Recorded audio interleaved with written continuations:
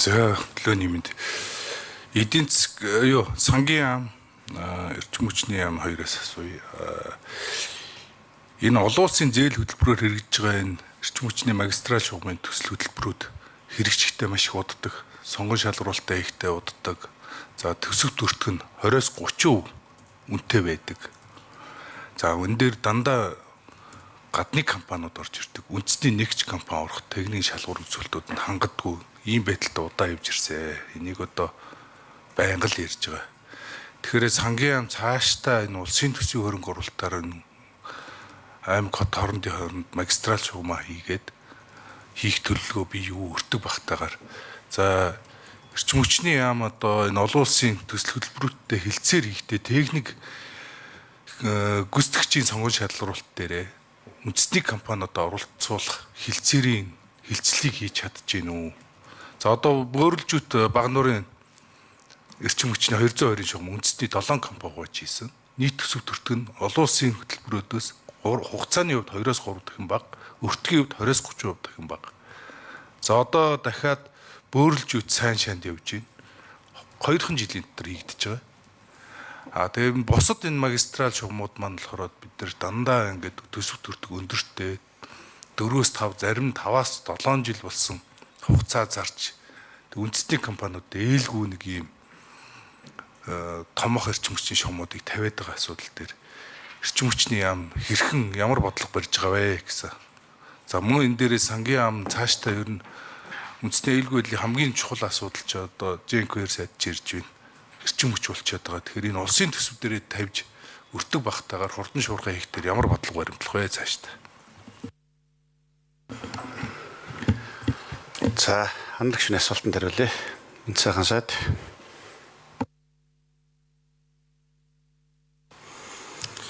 За энэ ерөнхийдөө энэ дэд үтсийн ажлуудаа бид нар гадны хөнгөлөлтөд зээлээр хийгээ явж байгаа. За энэ бол ерөнхийдөө л бидний төсвийн орлоготой шууд хамааралтай. Төсвийн хөрөнгө оруулалтаар хийх болохгүй зүйлгүй. Гэхдээ бидний өнөөдрийн орлого болон урсгал зардлын харьцаа за мөн нийгмийн шинж чанартай хөрөнгө оруулалтын асуудлууд байгаа, сургууль цэцэрлэг, орон нутагт тулгамдж байгаа улс орон даяар. Эндээ бид нар одоо орлогын хэмжээнд тохируулаад за үлдсэн дэд үтсийн том бүтээн болтын асуудал бол урт хугацааны эрг. Гэхдээ сангийн яамны барьж байгаа бодлого бол эдийн засгийн өгөөж, нийгмийн эдийн засгийн өгөөж өгөх том төслүүд рүүгээ гадны зээлийн ашиглая гэсэн энэ бодлого төр явж байгаа. Сонгон шалгаруулалтын үед ерөнхий зээлийн хилцээр дээр бид нар тавьж байгаа үндсэн шаардлага бол тухайн зээлийн ашиглалтыг одоо хэрэгжүүлэх ашиглалтын явцад Монголын одоо талын дотоодын тусдан гүйцэтгэгчийг тухайн гүйцэтгэлийн одоо тоног төхөөрөмж техникийн шинж чанартай одоо зайлшгүй импортоор авахаас бусад зүйл дээр нь бол дотоодын аж ахуйн нэгжийг оруулах ёстой гэдэг зээлийн хилцээрийн ерөнхий чигийг барьж байгаа. За сонгон шалгаруулалтын асуудал бол мэдээж салбар явам зохион байгуулад явах асуудал байна. Тэгээ найдлаа сайд тэрэн дээр нэмээд харуулж байгаа. За ажлын хэсгээс хариулъя. Энд дээр микрофон.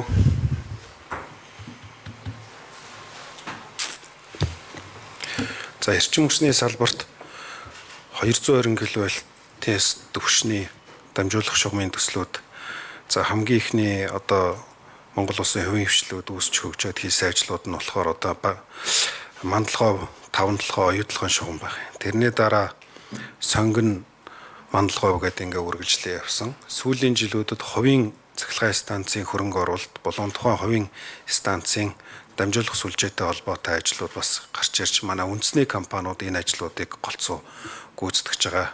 За үндэсний аж ахуйн нэгжүүд бол яг 220 кВт-ийн шугам дэд станцын ажлыг бол хийгээд одоо бол ер нь бол сурцсан тоног төхөөрөмжтэй болцсон байна. За олон улсын энэ хөнгөлөлтөө зээлийн их үүсрээр хэрэгжиж байгаа төслүүдээр гарч байгаа гол хүндрэлүүд нь болохоор за юу гэдгийг Багнуур, Чойр, Мандалгой, Варвахэр гэдэг энэ төслүүдээр ярьж байгаа нийт санхүүжилтийн өртөг нь бол өндөр. За банкуд болохоор аль болохоор үсгээд хариулъя.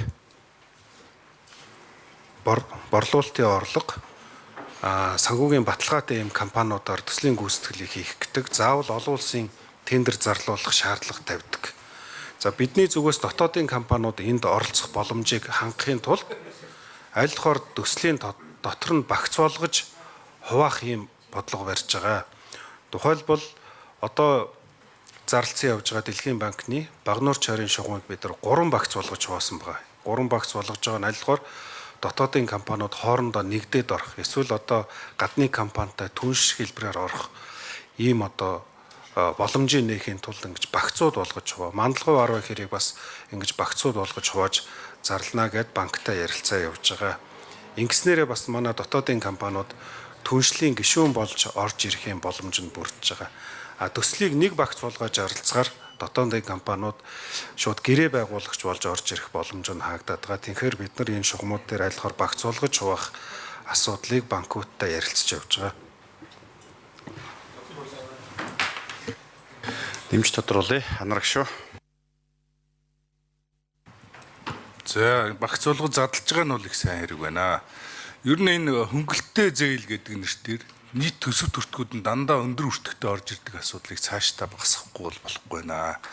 Хөнгөлөлттэй боловч анхны төслийн өртөг нь өндөр болохоор энэ хөнгөлөлттэй зээлийн утга агуулгууд энэ Монгол улсын хэрэгжүүлж байгаа бүх төслүүдээр харагдахгүй байгаа. Найдлаа сайдаас нэг зүйл асууя. За их хурлын даргын 119 дугаар тогтоол эрчим хүчинд чиглэл өгцсгийн зар чиглэл өгөх тухай тогтоол батлагдсан. Эдийн засгийн байнгын орон дээр өчигдөр давхарцсан чиг үүрэгтэй тогтоол орж ирснийг хойшлуулсан. За энэ дээр их хурлын дарга өчигдөр чуулганы нээлтэн дээр Улаанбаатар хот хөлдөх юм бол анараг шүү хариуцсан шүү гэж хариулж илээ. Тэгэхээр та хариуцсан юм уу би хариуцсан юм уу? Улаанбаатар хот одоо хөлдөх гэж байгаа юм уу? Таныг хариулж өгөөч ээ. Энэ тогтоол тийм яаралтай хэрэгжихгүй бол Улаанбаатар хот хөлдөөд би хэрэгт орохоор байгаа юу найдлаа сайдаа. За. Найдлаа сайд асуултанд хариулъя. Анараг шүнэ.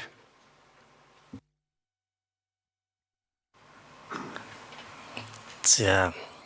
Улаанбаатар хот хөлдөх хэсэг нь мэдээж хэрэг одоо чигүүрээр эрчим хүчний сайдаас шууд хамаарна.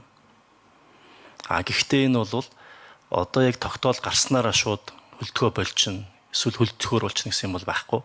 Олон жилийн хийх ёстой ажлыг хийж ирээгүй үгс болоод зарим бодлогын алдаанаас болоод эрчим хүчний салбар Монгол улсын гал ийм хүнд байдалд орсон яхахгүй үнэн.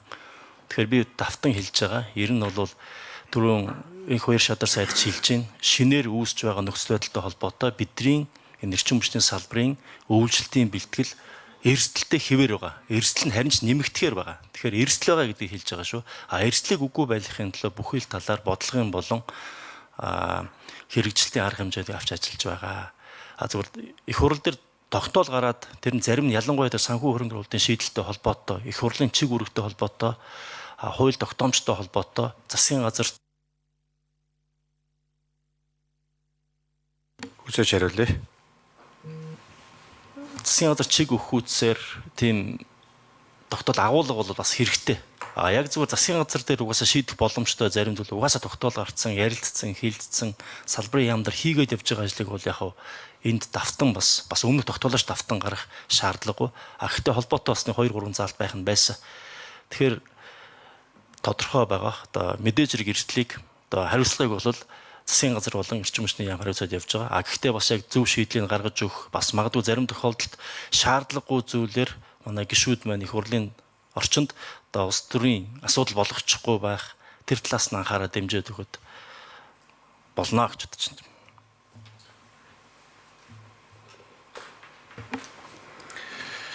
За. Баярлалаа. Гişүүд